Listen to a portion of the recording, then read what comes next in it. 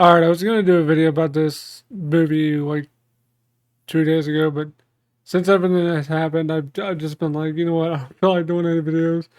But I want to get a video out for you guys because you guys have been really supportive with the whole thing. So I felt like I owe you guys to at least do some content. And I really enjoy this movie. It's not a good movie by any stretch of the word, but I really do enjoy this movie. And I'm glad I've finally picked it up on Blu-ray. And I'm glad I have Patreon supporters like you guys out there that support me on Patreon to allow me to get movies like this to talk about because this movie, like I said, is not a good movie, but it's one of my favorite movies when I was a kid when I saw it that I liked because it was just so wacky and dumb that I really enjoyed it. And that movie is Double Dragon, and I have the slipcover version of it. If you buy this now, you won't get the slipcover. Slipcovers actually made this worth a little bit more money if you have the slipcover.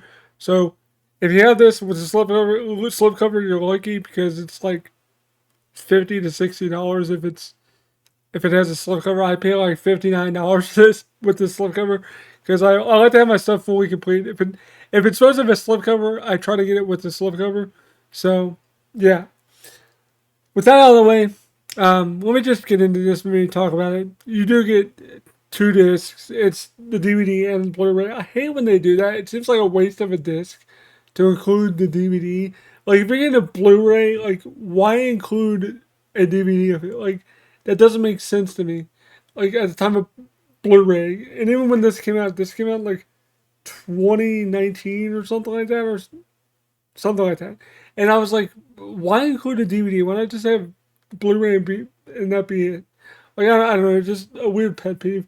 It does come with a small little poster, and it does have a bunch of new bonus features as well, where they talk to like Scott Wolf, the guy who plays Billy, and the guy who plays Jimmy, Mark Dukoskus, or I don't know how to pronounce his last name. It's a weird last name. He's like a four-time in four different martial arts black belt. So like, don't mess with that dude. Like he'll screw you up. But they just talked to the writers, them too, and the producer.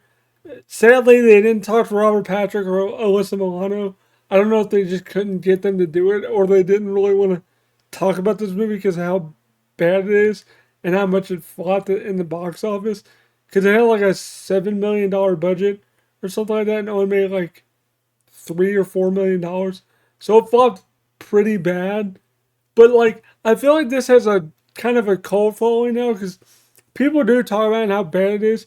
But I feel like it's one of them so bad it's good movies just because how like weird it is. And it does like for me, it does have some good aspects to it.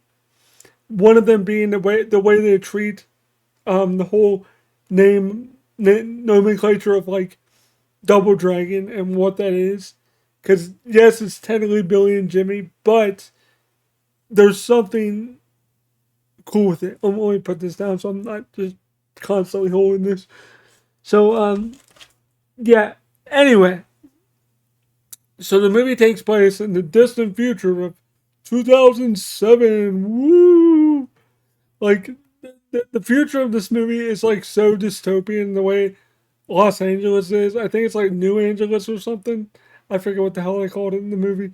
I did recently watch it, but I don't remember like really specific things because it's just so wacky and all over the place. You can't help but laugh at how like weird this movie actually is. But basically, the whole point of the movie, Marion's dad is like the main like district cop guy, and like he's made a deal with the thugs, the bad guys of the city, that they can do whatever they want during the nighttime, but during the daytime they have to be like no crime, whatever. And that's the deal he made, and he's been fine with that.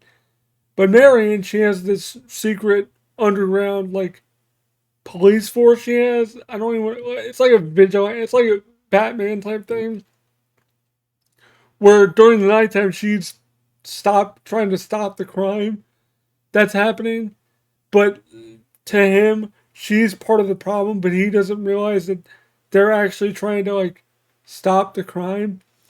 And that's like the B plot of the movie is that. But the whole A plot of the movie is Billy and Jimmy. They like do these fights in like this underground fight area. It almost looks kind of like a Fight Club type thing, but I don't know what the hell they're going for. But whatever. So they're doing that, and then like Billy is like a basically he screws everything up, but like he still knows how to fight, but Jimmy's like the more serious fighter, and like he screws up the main fight, the one fight they do to win money, and like their guardian, Satori, I think is her name. She's like taking care of them, and they go back to their house. I say house in quotes because it's not really a house; it's a freaking abandoned theater that they just like squat in. Literally, that's what they're doing. Like I'm not even kidding. I'm not even like it's literally a theater, and like they're just sitting there, and like there's a huge screen. There's like crap everywhere. It's like a really shitty rundown theater, and they're just living in it, and no one gives a crap.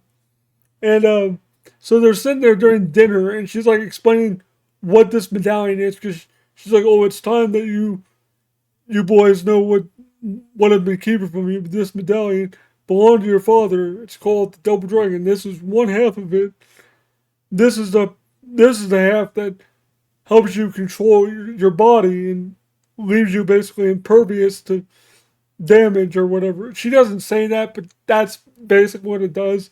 And the half Kogashugo has, played by Robert Patrick, funny guy, super nice guy. Seriously, I love that dude. I met him twice. I have a funny story I want to tell you guys at the end of this video. It's fucking hilarious. I seriously hope I get to meet this dude again with my dad because he reminds me of my dad a lot because he was super funny and super nice. I'll get to that in a second. But let's back up for a second. Like it boggles my mind how they even managed to score like Alyssa Milano and freaking Robert Patrick in this freaking movie. Like, how did they even like do that? Like, I would assume during that time Alyssa Milano wasn't like a super big hit, but like she is now. But like Robert Patrick at the time of doing that movie, he was hot off the presses of Terminator 2. So like why was he like, you know what, this looks like a fun action movie. Let me do this, and then it completely bombs. Luckily, it didn't fuck over his career, but like he probably regrets doing it, and that's probably why he wasn't in it in an interview. But like, I enjoyed this movie, and his performance was really cheesy and hokey, but I think that's what they wanted from him, and he sells it pretty well, to be honest. But like his hairstyle is just so freaking weird. Like I'll show you guys real quick. I'll take it out of the slipcover because I have the um, main poster as the cover. But if you guys look, you can see him right there. Like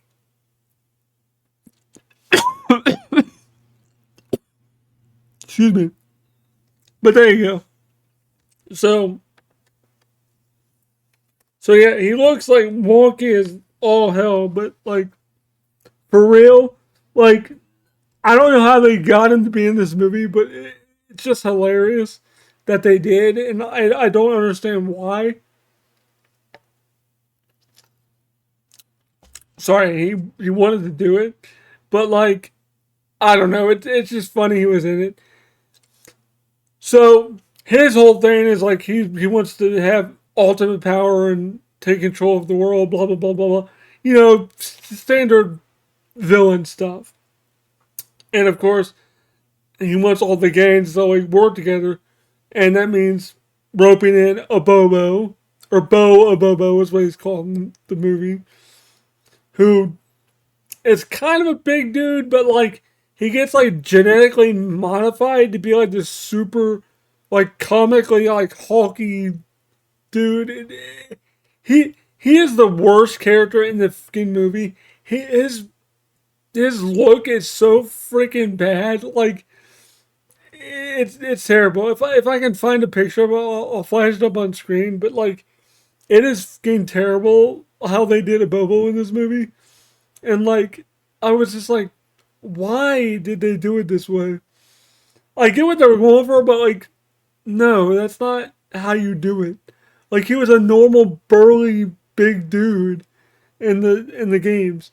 And like I forgot to mention, like this is very very loosely based on the Double Dragon franchise, but like nah, I guess they tried, and like you do see Linda, her name's Linda Lash, and they just call her Lash throughout like the entire fucking movie. They never even call her Linda, as far as I know. And you get like little, I don't want to say like guest appearances, but like kind of like notable guests in this movie. Vanna White and Andy Dick, for some reason. Vanna White plays herself as like a news anchor, and Andy Dick is like himself as a weather personality, like a weatherman. And it's like, what the actual hell? Like, are you saying in this universe, in 2007, she was like, you know what? Wheel of Fortune sucks. I quit. I'm going to be a news anchor. And then Andy Dick's like, you know what? I'm a shitty comedian. You know what? I'm going to be a weather person. Hold on. Mercy, I had a frog in my throat or something. I don't know, man. Anyway, so like, it's like, why would they do these news jobs? Like, what do you mean? I don't know. Plus, I don't really like Andy Dick anyway. I love Wheel of Fortune and Vanna White, so it was kind of cool when I watched it as a kid. I was like, why is the lady from Wheel of Fortune in this movie? I was just like, whatever. But like, Andy Dick, like, whatever. The only thing I knew him from when I was a kid was the Space Ghost Coast to Coast episode with him in it. You know, the Andy, clickety click, that whole thing. That's what I knew him from. I didn't even know he was Monkey Man from Hey Arnold at the time. But like, Andy Dick is a freaking weirdo anyway. So like, I wouldn't have gotten it for this movie. Like, I don't know, man. Like, whatever. Just Andy Dick and Vanna White aside, this movie's still bad. But like, to flash forward to like Billy and Jimmy are trying to like work through the rivalry of like sibling stuff, and like eventually Kogashugo tracks down the other half of the Double Dragon, and he finds out that Billy and Jimmy and Satori have it. He sets their house on fire, it blows up, she dies, and then they're like trying to get revenge on Kogashugo. Eventually, towards the end of the movie, Billy figures out how to actually work the medallion. Because the entire movie, like, she never explained to them how the medallion, like, the power of the body actually worked. It just, like, happens out of nowhere. And it's, like, really freaking weird. And it's just like, oh, it's the power of the body. And then, like, it's just weird. Because at one point earlier in the movie, you do see Kogashugo take control of Satori's body, and they like unlock they lock Satori in this cage that they have. I don't know why they have a cage in their house, but they do, because like he was in control over it at that time. So I guess they thought that was a good idea. But he can jump in and out of people's body whenever he wants. So he jumps out of her body, and then that's when he sets the place on fire, and then she gets out, and then he knocks her out, it blows up, whatever. So anyway, he takes control, he kidnaps Jimmy, takes control of him, then like, he is fighting Billy in Jimmy's body, then Billy finally unlocks the power of the body, and like, then Kogashugo's like, oh, I'm gonna kill Jimmy if you don't give me the other part of the medallion. He's like, oh no, I'm not giving it up. And then like there's this big giant sandbag, and he stands under. He's like, all right then just like cuts the rope, and it falls, and then Billy just like shoves him out of the way, and then he's like, I'm not getting hurt. And then like for some reason, like Kogashu, he punches Kogashugo a bunch. Jimmy, he like gets knocked out of his body, but then he loses the medallion. Then Kogashugo gets both pieces, and then like gets all powerful for like literally like 30 seconds. And then like when they figure out the whole, oh, he doesn't like the light thing. Yeah, that's a whole thing that they only mentioned that like twice in the movie. Because at one point earlier in the movie, Linda or Lash is the lights are on. He's like, I thought I told you not to have the lights on. And then like he puts on his sunglasses. You know how I feel about the light. And I'm like, what was even that? But yeah, there's a generator that Marion like is messing with, pulling the little cord to turn on. It eventually turns on. Then like the light comes on. He gets all stunned and whatever. And then like the medallion falls off. Both pieces of it. Like he drops both pieces. They pick him up. They slap him together, and they become the Double Dragons. And then they just beat his ass. Jimmy goes inside of Kogashugo to like do some weird slapstick stuff with him, and then like force them to get arrested, and like gives the police force like millions of dollars or whatever. I don't know. The movie's freaking weird, man. I'm not gonna lie to you guys. Like I like this movie for what it is, like because I watched it when I was probably 10, 11, and I watched it on TV, and I was like, cool, Double Dragon, yeah, fuck yeah, Double Dragon. I love this franchise, this game franchise, woo! And I liked it for what it was when I was a kid, because I begged my dad to buy the DVD on eBay, and I bought the DVD, watched it a few times, and then over the years forgot about it because of how bad it was. Like I knew the movie was bad, but I liked it because of like how much they tried to make it good. Because like I said, the whole thing with the Double Dragon medallions, that was kind of cool, but they just really didn't do much with it. It was just kind of like, oh, well, here's these medallions, but we're not really going to talk about them for like 45% of the movie. It's like, what do you mean? That's like the whole point of the movie is the Double Dragon or Double Dragons, like Billy and Jimmy, coming together and to stop this evil force. But like, they don't really touch on it a lot. Like they show in the beginning of the movie how it's like separated, and they're looking for both pieces, but they find the one piece that Kogashugo has, but then Satori has the other piece, and his stupid henchman didn't know that. So like that's the whole point of the movie is them trying to like thwart him from getting both pieces, but it just doesn't go anywhere because like the way Satori talks about it, it's not like it's a huge deal. Like, oh, he's never gonna find us, so it's not a big deal. But like it is a big deal because if he does, the whole planet is screwed. Which I guess didn't happen because like for like 5 whole seconds it was, but then like wasn't. I don't know, man. This movie is all over the place, but I like it for what it is. I still got some enjoyment out of it even after everything that happened because I got it like the day after the car got stolen. So like I was like, yay, Double Dragon, because I was pumped like getting it. I was like super pumped when I won the auction. I was like, sweet, I got this coming. And then that happened, and I was like, well, now I kind of don't care about whatever. But I needed to lift up my spirits somewhat, so I was like, you know what, I'll put it in. It'll probably put a smile on my face, and what do you know, it made me feel a little better.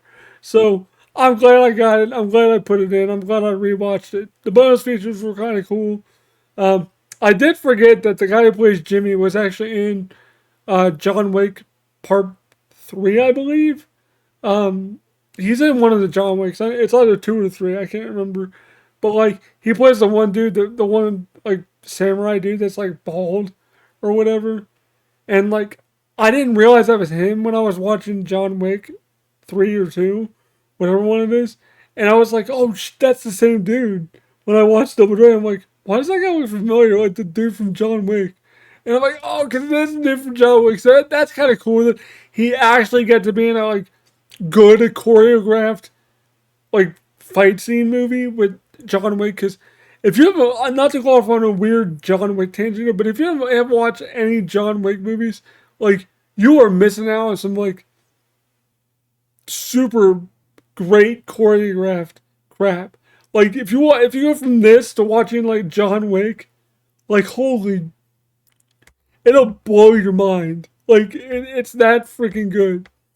But getting back to Double Dragon here, I think if they would have treated this more like New Line did with Mortal Kombat, I think it would have been more well received.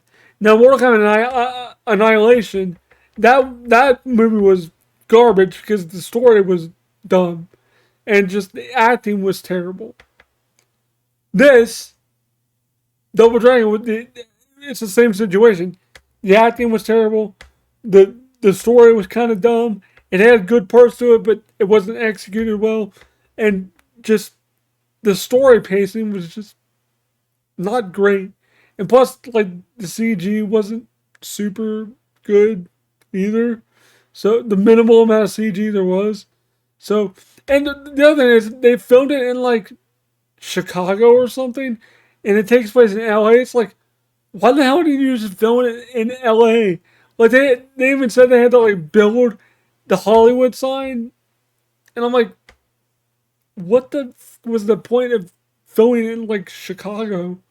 I don't know. That was just weird to me. I was like, whatever. So like, if I had to rate this movie, I'd give it a generous like 2, maybe 2.5 out of 5. But like, I think 2 is like where I'd be at. It's definitely worth watching if you like cheesy action like movies, like karate movies, martial arts movies. But like, it's nowhere near as good as like Mortal Kombat or nothing like that.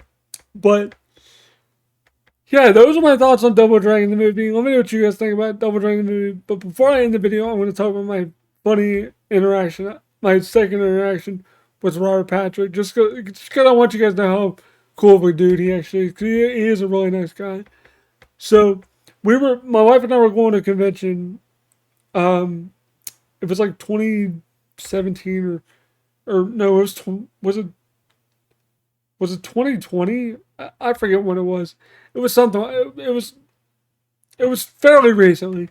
So we were going there, and I had my Terminator 2 laser disc with me to get signed by him. And my wife was like, "Hey, you think Robert's gonna remember us?" I'm like, "No." I was like, "Why the hell would he remember us?" And then she's like, "Oh, he'll probably remember you though." I'm like, "Nah, why would he remember me?" So I made a bet with her. I'm like, "I bet you he won't." She's like, "Okay." She's like, if he remembers you, you have to give me a background. I'm like, okay, this is the easiest, not having to be a good husband to roll me back that I'll ever win. So I was like, cool, in the bag.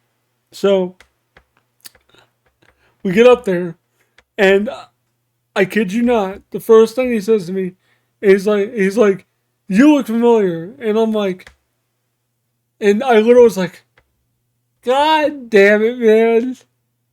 He's like, what? What's wrong? And I was like, I, on the drive here, we live like 20 minutes away. And on the drive here, I was like, Robert's probably not going to remember me or remember you. And she was like, oh, yeah, he will. And then you say the thing, and I bet her a thing, and now I got to do the thing. He's like, well, man, you should never bet your wife anything. You're probably going to lose anyway.